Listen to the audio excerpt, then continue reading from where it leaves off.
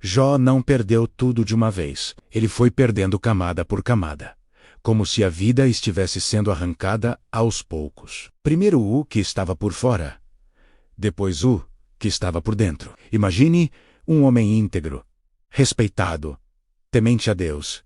Alguém que, aos olhos de todos, fazia tudo certo. E talvez seja isso que mais dói na história dele. Porque Jó não estava colhendo o que plantou de errado. Ele estava vivendo algo que não fazia sentido algum. Em um único dia, ele perdeu todos os seus bens. O trabalho de uma vida inteira foi destruído em poucas horas. E logo depois vieram as notícias que ninguém, absolutamente ninguém, está preparado para ouvir.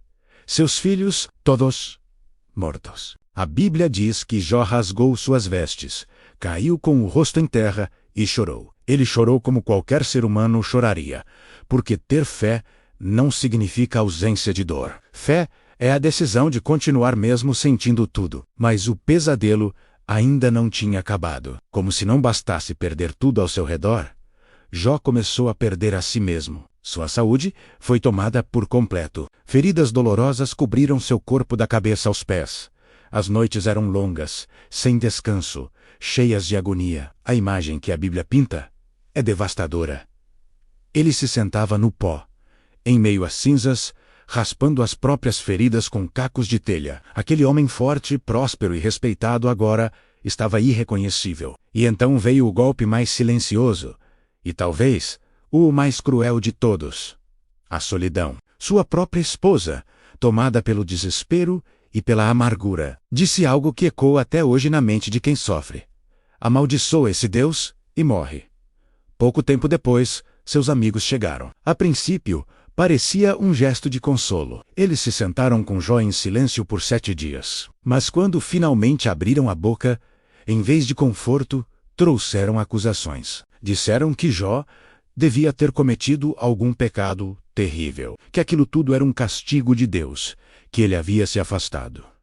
E talvez você conheça essa sensação, quando a dor já é imensa, e as palavras das pessoas, em vez de aliviar, só aumentam o peso sobre os seus ombros. Jó estava completamente cercado de perguntas, sem resposta. Ele orava e não ouvia nada. Ele clamava, e o céu parecia de bronze, em total silêncio. Ele questionou, ele desabafou, ele falou coisas que só quem está no fundo do poço tem coragem de dizer. Ele chegou a amaldiçoar o dia em que nasceu. Mas mesmo quebrado, mesmo confuso, mesmo sem entender o que Deus estava fazendo ou por que estava permitindo tudo aquilo, Jó se recusou a soltar a sua fé. E é nesse exato ponto da história, quando tudo já tinha desmoronado, quando não restava mais nada de pé, nem por fora, nem por dentro, que Jó libera uma das declarações mais poderosas e chocantes de toda a Bíblia. No meio do lixo da dor e do abandono, ele ergue a voz e diz: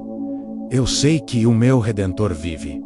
Pense nisso por um instante. Ele não disse isso porque estava se sentindo bem. Ele disse isso porque estava no seu limite. Ele não disse isso olhando para suas antigas posses ou para um futuro próspero. Ele disse isso olhando diretamente para a sua dor, para suas feridas abertas. Aquilo não foi uma frase bonita para um sermão. Foi um grito de fé que rasgou o silêncio. Jó estava dizendo, em outras palavras: mesmo que eu não entenda o porquê, mesmo que eu não veja uma saída, mesmo que tudo ao meu redor esteja escuro e desmoronando, eu escolho crer que Deus ainda está vivo e que Ele não terminou a sua obra em mim. Essa declaração não nasceu da prosperidade, ela nasceu do sofrimento mais profundo. E é exatamente por isso que ela carrega tanto poder, porque a fé de verdade não é aquela que se manifesta quando tudo vai bem e o sol está brilhando. A verdadeira fé é a que permanece firme quando tudo está desmoronando. E talvez hoje essa seja a declaração que você precisa fazer, mesmo sem respostas, mesmo no silêncio de Deus, mesmo cansado de lutar. Olhe para a sua situação, para a sua dor, e declare com a mesma convicção de Jó: eu sei que o meu Redentor vive, e ele vai se levantar a seu favor.